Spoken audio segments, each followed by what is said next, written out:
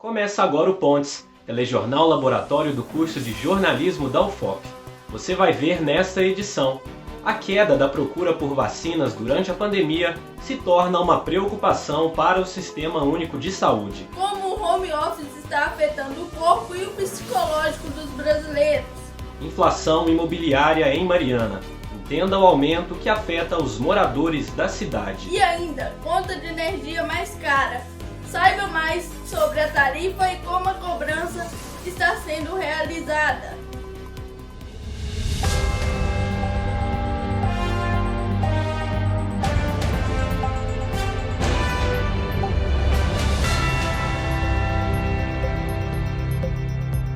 A redução na procura pelas vacinas disponíveis no SUS neste período de pandemia já é uma realidade, segundo o Ministério da Saúde.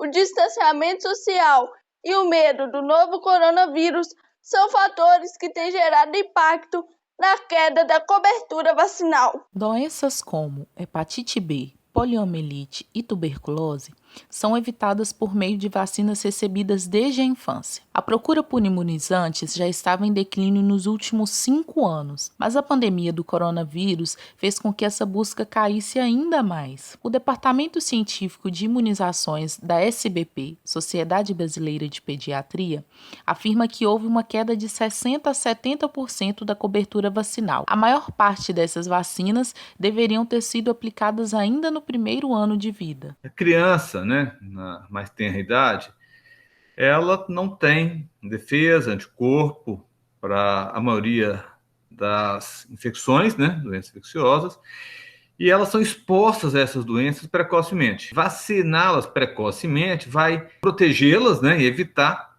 doenças que podem, por vezes, evoluir com seguinte, formas graves, com morte, sequelas, O ECA, Estatuto da Criança e Adolescência, coloca que é obrigação dos pais, a vacinação. Pesquisadores da Faculdade São Leopoldo Mandic, em Campinas, fizeram um estudo com quase 1.000 brasileiros e constataram que, entre os pais, 16,5% deles estavam com receio de vacinar os filhos e 4,5% recusava totalmente a vacinação. Esse movimento perigoso pode trazer de volta doenças que já eram consideradas erradicadas em nosso território. Deixar de vacinar as crianças aumenta as chances dessas doenças voltarem a ser um problema de saúde pública no Brasil. Os argumentos anti-vacina, no geral, eles se relacionam com temas como a segurança e eficácia das vacinas, medicinas alternativas, ou seja, vão haver outros tratamentos que vão funcionar, o que se chama de pseudociência, que vão funcionar para o tratamento. A liberdade civil, as pessoas acham que o Estado não tem o poder, entre aspas, de inserir nenhum tipo de medicamento em seus corpos. A gente tem teorias de conspiração sendo criadas, e aí isso é uma característica dos grupos negacionistas, porque para poder validar a própria negação da ciência, eles vão precisar de argumentos. E então as teorias da conspiração surgem como textos, discursos e narrativas para validar esse tipo de negacionismo. E por questões morais também, e aí questões religiosas também acabam sendo utilizadas. A pandemia de Covid-19 reforça a necessidade de manter as vacinas em dia. Estudos feitos nos Estados Unidos, na Universidade de Miami, sugerem que a vacina da gripe não só protege contra o vírus influenza, mas também minimiza os sintomas da Covid-19. Porém, é importante estar atento ao intervalo de administração entre uma vacina e outra, que é de 14 dias. A virologista Maria Célia da Silva Lana defende que todas as vacinas são seguras. São extremamente seguras, tá? Inclusive aqui no Brasil, o Instituto Butantan, o Instituto e a Fundação do Instituto Oswaldo Cruz, que é a Fiocruz, são entidades altamente confiáveis. Quando a pessoa se vacina, ela está contribuindo de maneira efetiva para o controle de um vírus que pode estar se espalhando. Os efeitos colaterais, uma ou outra pessoa pode sentir alguma algum desconforto, mas são passageiros, tá?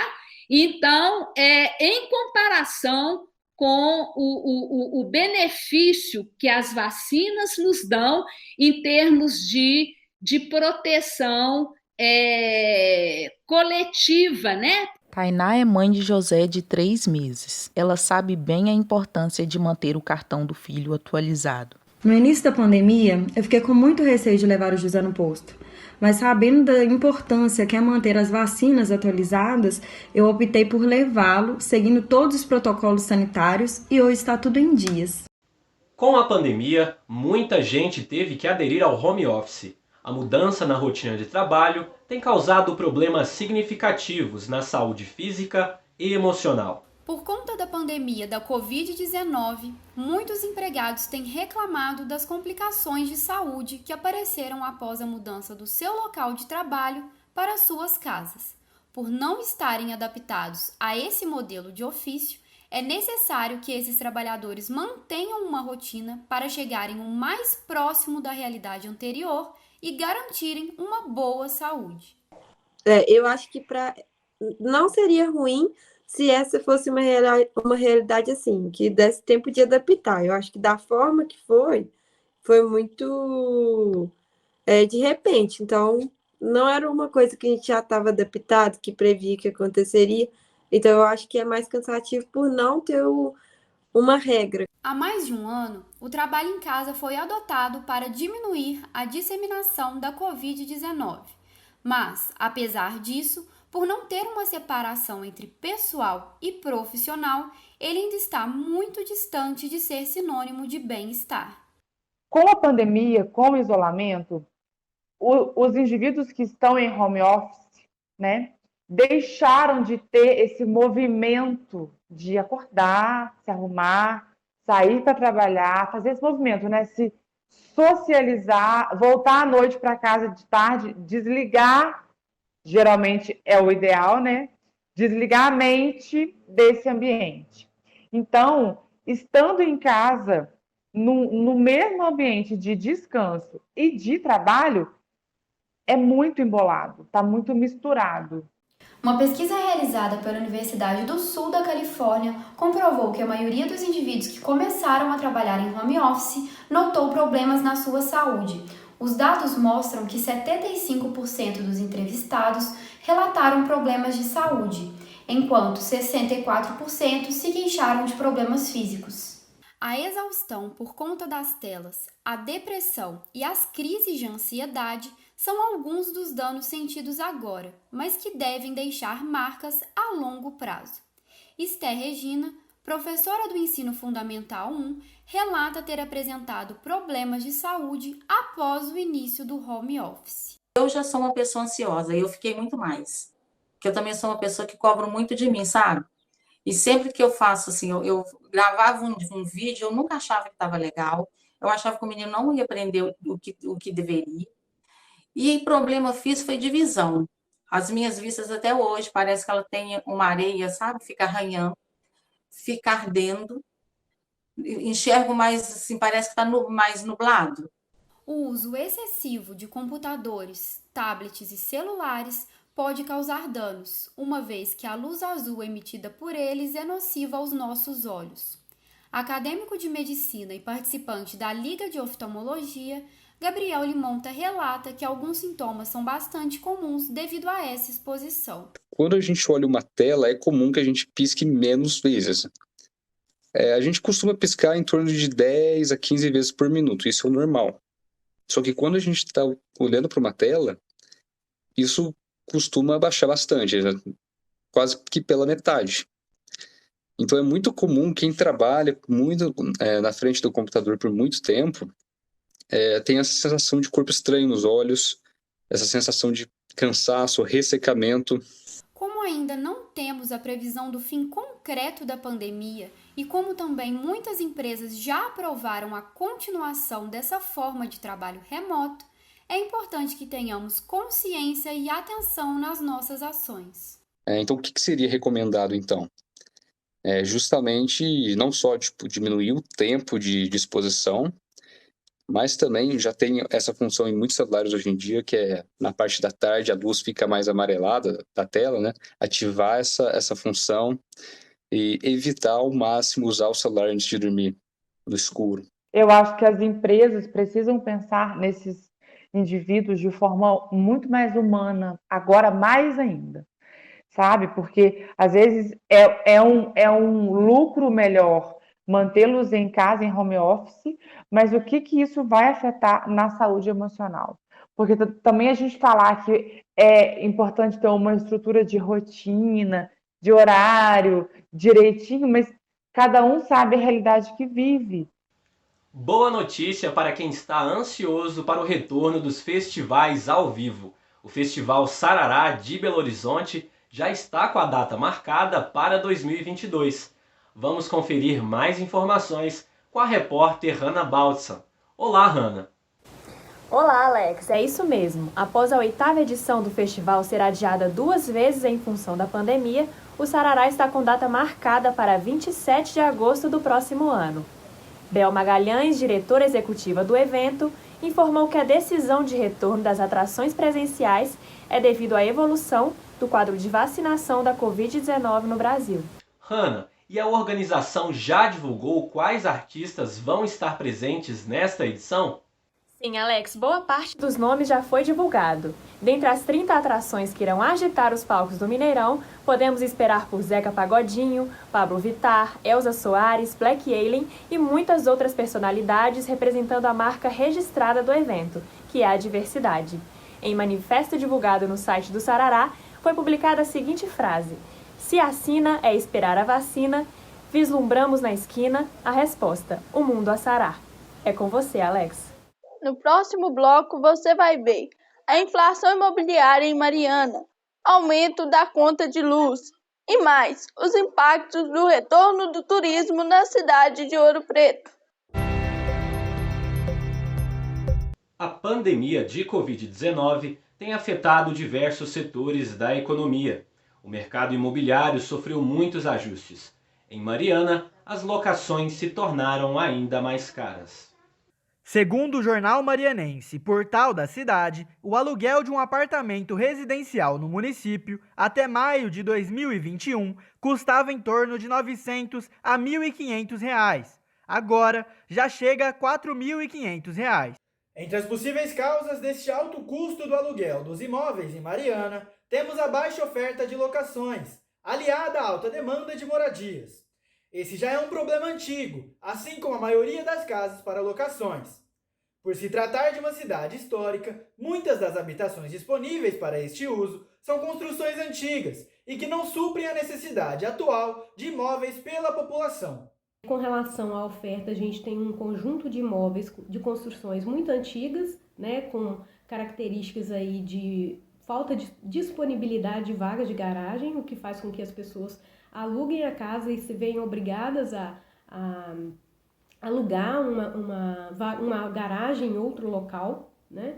A gente tem aí imóveis de construções antigas que precisam de reparos periódicos, o que nem sempre ocorre. A condição também de arejamento, né, não é tão satisfatória assim, e dada a umidade das regiões aí, das cidades, acaba ocorrendo muito mofo, né? Então a gente tem imóveis com muitas vezes baixa qualidade. Segundo a pesquisadora Cristiane Márcia dos Santos, a grande procura e, em consequência, a alta de preços vem desde 2008. Naquele período, já não havia muitas possibilidades de locações.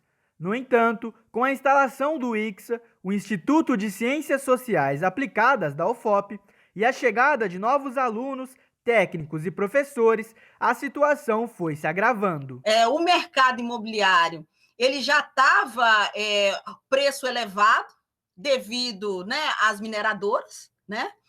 E com a chegada desses novos estudantes, né, 200 por semestre, né, isto acabou inflando mais o mercado imobiliário de Mariana. Hoje, existe uma grande disputa de imóveis para alocações entre moradores, estudantes, professores e técnicos da universidade e funcionários das mineradoras que atuam na região. É preciso lembrar que após 5 anos do crime ambiental da barragem do Fundão, a mineradora Samarco retomou suas atividades em Mariana, no mês de dezembro de 2020.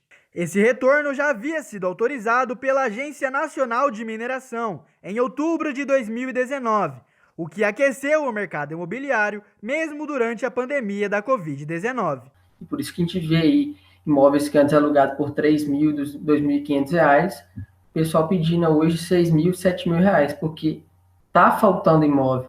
Então, acho que essa vazão, ela meio que não existiu para o mercado imobiliário de Mariana. Ao mesmo tempo que ela teve uma vazão sucinta, mas nós temos um incentivo muito grande dos proprietários também para que seus inquilinos saiam, para que eles conseguissem 2, 3 vezes a mais no seu aluguel, porque eles sabiam que tinha potencial de pagamento, né? O Wallace Vertello, de 23 anos, é estudante da UFOP e morava em uma república na cidade de Mariana há 5 anos. Até 2019, o preço de locação era de R$ 1.600. Durante a pandemia, o proprietário aumentou o aluguel para um valor que os alunos não puderam mais pagar. E então, ele pediu a casa com o prazo de 15 dias para que os jovens saíssem. Com isso, eles tiveram que voltar para suas cidades de origem. Agora, ao procurar outra locação, os estudantes acharam a mesma casa em vários sites, com o valor do aluguel bem mais alto. Porque o valor que ela estava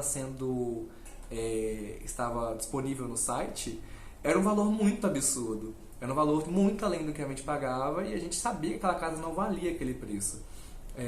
Por exemplo, em um site a gente encontrou ela por R$3.500, em outro por R$4.000. Segundo os dados apresentados pelo corretor de imóveis Arthur Alvarenga, se comparado aos aluguéis das cidades vizinhas, Mariana chega a ter o preço de locação entre 30% e 40% mais caro. Um dos principais fatores que contribuiu para essa diferença foi a mudança na forma de locação, empregada atualmente pelas mineradoras. Na hora que ela faz um contrato com as terceirizadas, com a pandemia, ela exige alguns cuidados de distanciamento, principalmente porque se há um contágio, né, da Covid numa república muito extensa, isso pode propagar para demais trabalhadores. Então, existe agora, numa casa de 3 quartos, você não consegue mais alocar essas 12 pessoas. Com a possível volta das aulas presenciais em 2022, a previsão é de muita procura por imóveis em Mariana. Serão novos moradores que acabaram de ingressar na universidade, além da procura pelas mineradoras para alojar seus funcionários. Essa somatória deve inflacionar ainda mais este mercado. O aumento da conta de energia já é uma realidade para as famílias brasileiras. A bandeira vermelha número 2, estipulada em junho pela ANEEL, Agência Nacional de Energia Elétrica, vai se prolongar pelos próximos meses. Daiane Evelyn olha para as contas de luz e sente a preocupação com o aumento de valores dos últimos meses. Em sua casa tem 2 chuveiros elétricos, 2 TVs e vários aparelhos que precisam de energia. Assim, ela busca alternativas para economizar. Então, diminuímos o tempo do banho, né? Carregamos menos os celulares, né? Um por vez. Apagamos as luzes sempre, né? Deixamos menos luzes possíveis acesas, né? Tiramos tudo da tomada também. A bandeira vermelha 2 é uma das tarifas mais caras para o uso da energia elétrica. De acordo com o reajuste, são cobrados R$ 9,49 a cada 100 kWh. Uma das principais razões desse aumento é o período de poucas chuvas, resultando em menos água para a geração de energia nas usinas hidrelétricas. Em março, o ministro de Minas e Energia, Bento Albuquerque, fez um pronunciamento sobre a situação de seca no país e falou que não haverá racionamento, mas pediu às pessoas que economizem. O Brasil enfrenta uma das piores secas de sua história. A escassez de água que atinge nossas hidrelétricas, em especial do Sudeste e Centro-Oeste, é a maior dos últimos 91 anos. Esse quadro provocou a natural preocupação de muitos brasileiros com a possibilidade de racionamento de energia, como aconteceu em 2001. Precisamos deixar claro que o sistema elétrico brasileiro evoluiu muito nos últimos anos. Todo cidadão consumidor participe desse esforço, evitando desperdícios no consumo de energia elétrica. Com isso, conseguiremos minimizar os impactos no dia a dia da população. Com esse cenário, o governo deve acionar as usinas termoelétricas para gerar energia a partir de outros recursos. O professor Guilherme José Cunha, do Departamento de Engenharia Ambiental da UFOP e especialista em águas, explica outros fatores da falta de recursos hídricos nos leitos. Essa é uma questão também, né, que ela todo ano ocorre, né? Então, todo ano no período de menor precipitação, como é esse período agora que nós estamos aqui no Brasil, em junho e julho, nós temos historicamente um período de menor precipitação, né? E com todas essas modificações no uso e ocupação do solo, principalmente os nossos recursos hídricos superficiais sofrem com essas modificações no uso e ocupação do solo. Então, a disponibilidade hídrica dos nossos recursos superficiais, diminui bastante nessa época. O setor energético brasileiro precisa utilizar outras fontes de energia para poder manter o nosso padrão de consumo, né? Então, a gente precisa diversificar um pouquinho a nossa matriz energética. Na casa de Dorothy Bosso, o pão de queijo sai quentinho, mas não de um forno convencional, e sim do elétrico. Além disso, sua cozinha tem muitos eletrodomésticos como cafeteira e fritadeira elétrica. Em conversa com a nossa equipe, ela disse que, mesmo sendo 2 pessoas em casa, o aumento foi significativo e que, apesar dos costumes, tenta ao máximo economizar. Olha, os eletrodomésticos, eles dão praticidade no dia a dia, no trabalho doméstico, né? Mas como é só eu e meu marido aqui em casa, então o que eu faço? Eu deixo de usar algumas coisas. Deixo de usar a cafeteira, faço café coado, enfim, uso o mínimo possível dos eletrodomésticos com o aumento da energia. Eu paguei 360 em junho, julho 395, então eu tive um aumento de 10%. Eu considero um grande aumento. Em julho, o presidente Jair Bolsonaro sancionou uma medida provisória que busca viabilizar a privatização da Eletrobras. O governo planeja vender ações da estatal na Bolsa de Valores nos primeiros meses de 2022. Hoje, ele detém 60% da empresa. O objetivo é ficar somente com 45%. A expectativa do governo é que essa venda possa render 100 bilhões de reais aos cofres públicos. Essa seria mais uma tentativa do governo transferir para a iniciativa privada o controle da maior empresa de energia da América Latina. Contudo, muitos especialistas questionam a privatização. Uma tragédia ao consumidor final, é uma tragédia à indústria, notadamente porque a estratégia de venda, ela agora é semelhante àquela que foi estabelecida lá nos anos 90. Quando você vende uma empresa já constituída, com as suas usinas hidrelétricas, por exemplo, aquelas usinas hidrelétricas elas já foram pagas.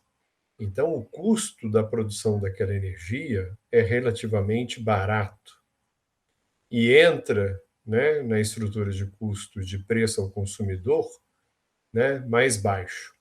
Vendendo dentro da concepção como eles fizeram aprovar agora recentemente no Congresso, significa que o comprador ele terá que pagar pela empresa como se ele estivesse construindo todas as usinas hidrelétricas daquela companhia.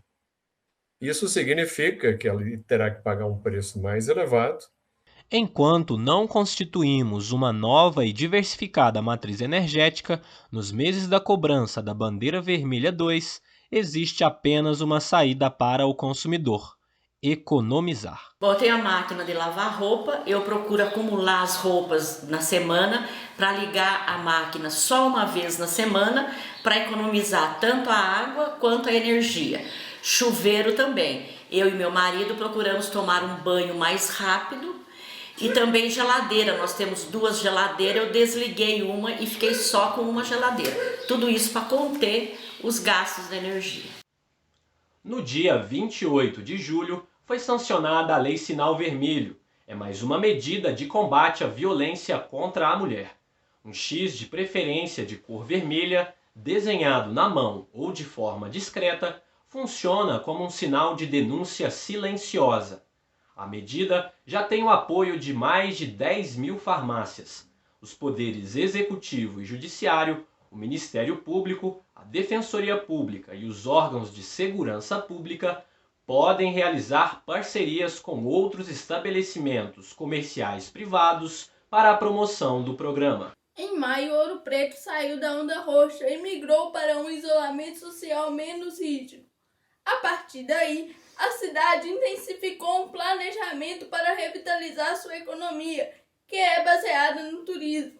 O aumento dos visitantes agradou empreendedores do setor, mas ainda gera preocupação por conta da pandemia de Covid-19. Setores que dependem do turismo, como a hotelaria, tiveram em 2020 o maior prejuízo da década. Após o ano difícil, o dilema de alguns desses profissionais fica entre a busca pela melhora de sua situação financeira e a sua segurança. Mas durante a pandemia, nós resolvemos fazer melhorias no hostel. Eu fiz uma dívida no cartão de crédito, mas agora eu estou muito esperançosa. No dia 20 de março de 2020, a Prefeitura de Ouro Preto decretou medidas restritivas, dado o avanço da Covid-19 na cidade e a situação de calamidade pela qual passava o estado. Entre as medidas estava o impedimento da entrada de ônibus turísticos na cidade e o fechamento de bares e restaurantes. Tudo para tentar conter o avanço da doença. Se a gente permite a entrada de turistas, a gente está aumentando e favorecendo a circulação de pessoas na comunidade de Ouro Preto. Com isso, a gente pode ter, sim, um aumento do número de casos entre os moradores, ou mesmo não ter a diminuição do número de casos, que é o que a gente está vendo, né, na nossa microrregião. Dada a importância do setor turístico, o Estado de Minas Gerais desenvolveu, em abril de 2020, o Plano Minas Consciente.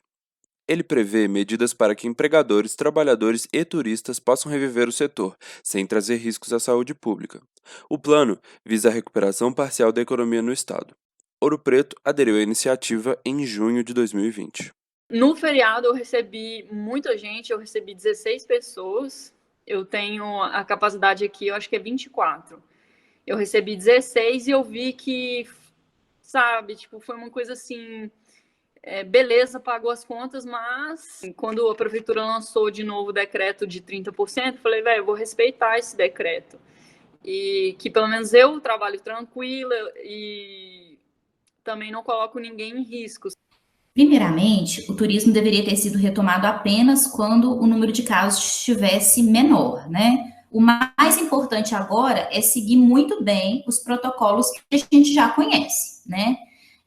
Manter o distanciamento entre as pessoas, né, de 1,5 metro, lavar as mãos sempre que possível com água e sabão, ou uso de álcool 70%.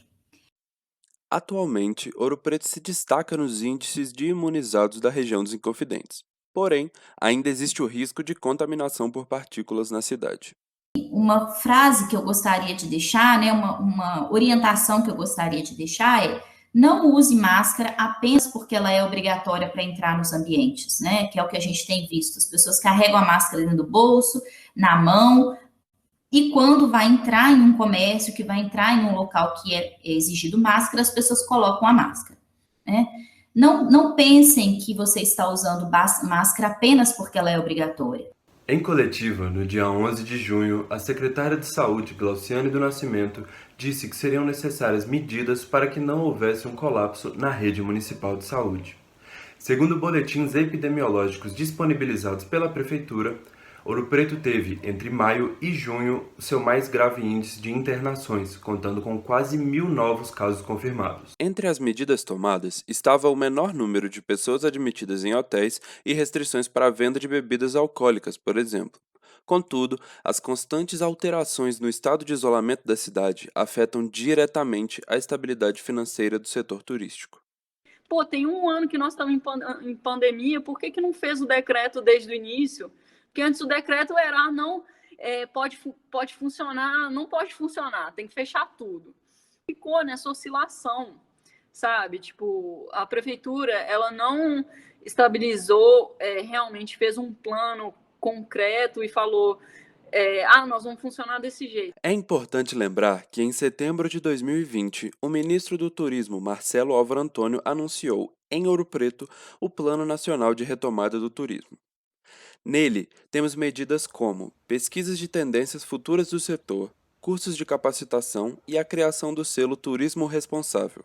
Segundo o governo, o plano é importante para a recuperação econômica do país. Estamos vivenciando um momento de incremento tecnológico, né? Ou seja, naquelas atividades características do turismo em que for possível substituir pessoas por tecnologia, isso já está sendo feito e será incrementado cada vez mais. E a gente, para falar das perspectivas do pós-pandemia, isso é uma questão a ser considerada, essa é uma questão a ser considerada, e também o aumento da informalidade, não tenho dúvidas disso. Com o avanço da vacinação no país, os profissionais começam a perceber uma melhora do setor turístico em Ouro Preto e em outras regiões do Brasil. Uma pesquisa realizada pela plataforma de reservas Booking.com revela que 3 em cada 4 brasileiros estão ansiosos para realizar a próxima viagem. O levantamento coloca o Brasil em terceiro lugar no ranking dos países que mais desejam viajar em 2021. A pandemia trouxe várias pesquisas de remodelagem, né, do mercado turístico brasileiro. E aí, nessa remodelagem, os pesquisadores constataram que o turismo doméstico será responsável pelo boom da economia pós-pandemia. E Ouro Preto consegue sair na frente com essa notícia, né? Neste mês, a Polícia Militar de Minas Gerais aderiu à campanha Agosto Lilás. A iniciativa visa a prevenção da violência contra a mulher em todo o estado. Quem traz mais detalhes é a repórter Júlia de Souza. Olá, Cíntia. Agosto Lilás é uma campanha que surgiu em 2016, idealizada pela Subsecretaria de Políticas Públicas para Mulheres, em comemoração aos 10 anos da Lei Maria da Penha. Agora, a Polícia Militar de Minas também aderiu a essa importante iniciativa de enfrentamento à violência doméstica, que se agravou com a pandemia e o isolamento social.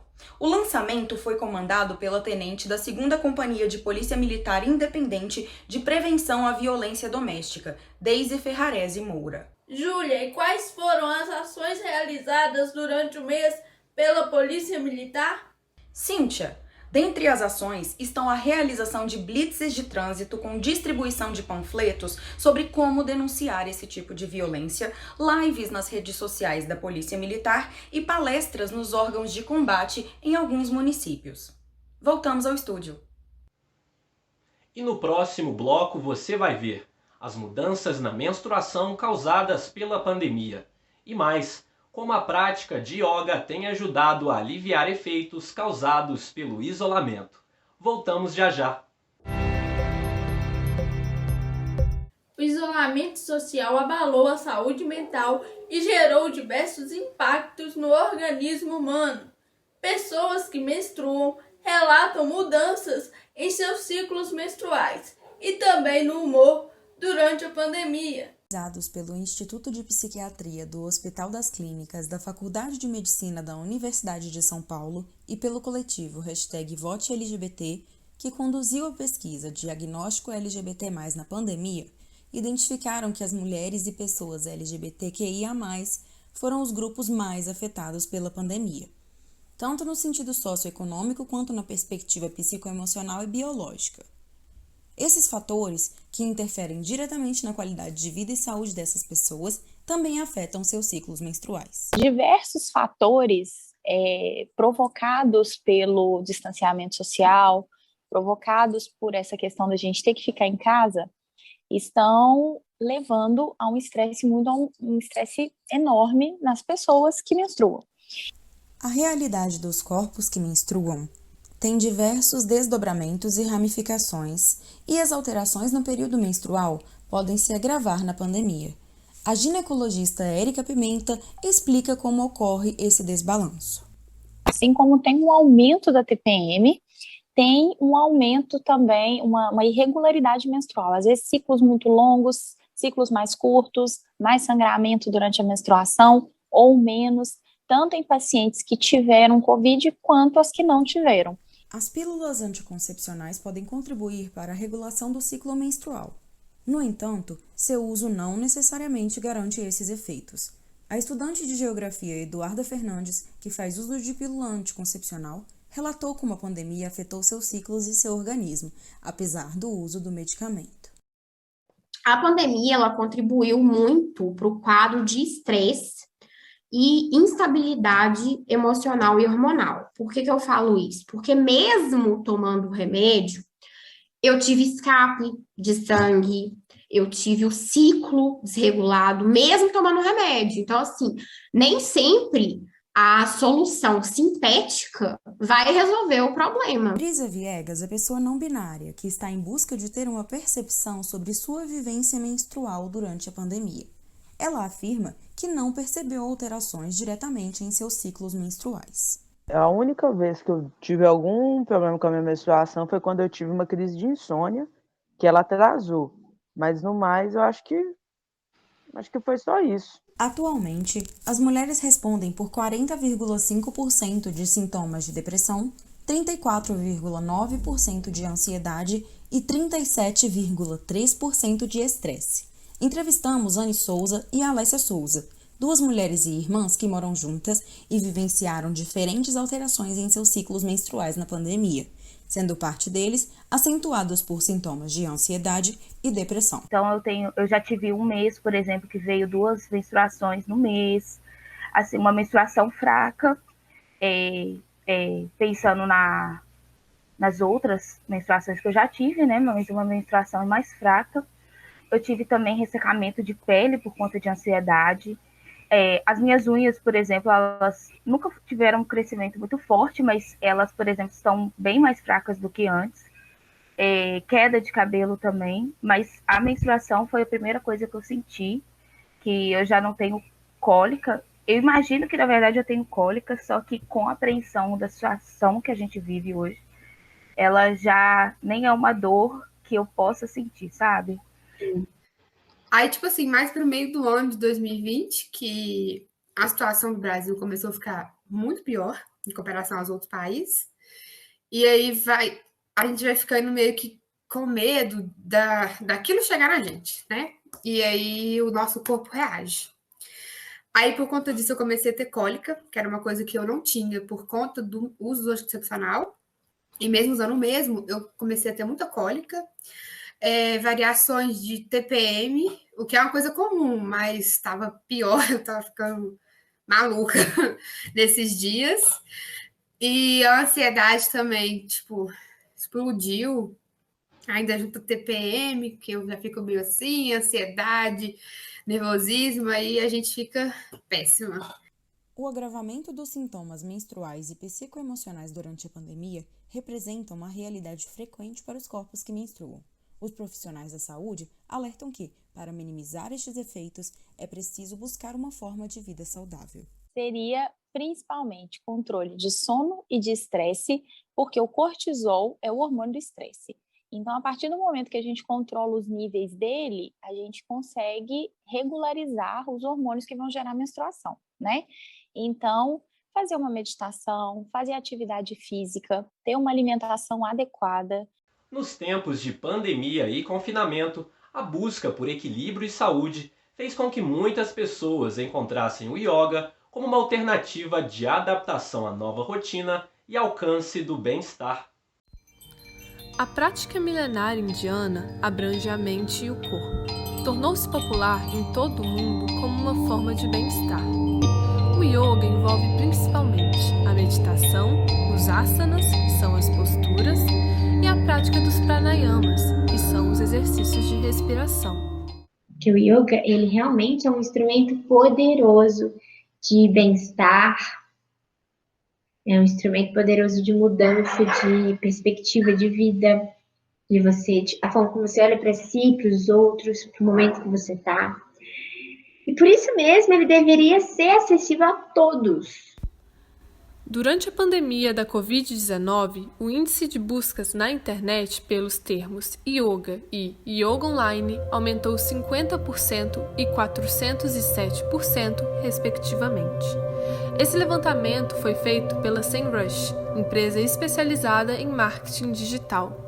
E eu vi realmente mais pessoas buscando especialmente a meditação, buscando especialmente um momento para, parece que, desafogar dessa coisa que não passa, que é essa pandemia, né? E à medida que o tempo foi passando, a gente foi vendo que as pessoas estavam buscando mais ferramentas para poder lidar consigo mesmo. Um estudo realizado na Universidade Metodista de Piracicaba afirma que o yoga pode ser considerado uma opção de tratamento auxiliar, viável e segura para pessoas com altos níveis de depressão, estresse pós-traumáticos e doenças crônicas, entre outros distúrbios. Não que a pandemia faça com que a gente fique mais triste, mais angustiado, né? Mas ela foi um gatilho para que eu pudesse me ver sem entendimento. Então as pessoas começaram a perceber que alguma coisa está errada, né? Eu preciso me encontrar em um caminho. Aí a gente foi para yoga, a gente foi para o Tai Chi Chuan, né? Para poder entrar em contato consigo mesmo. Apesar de considerado uma terapia complementar, a imagem do yoga no Ocidente ainda é muito ligada às posturas divulgadas nas redes sociais e ao consumo. A gente precisa também fazer o yoga sair de uma camada socioeconômica e abranger. Porque o yoga ainda é muito concentrado na mão de pessoas brancas com determinado poder aquisitivo, né?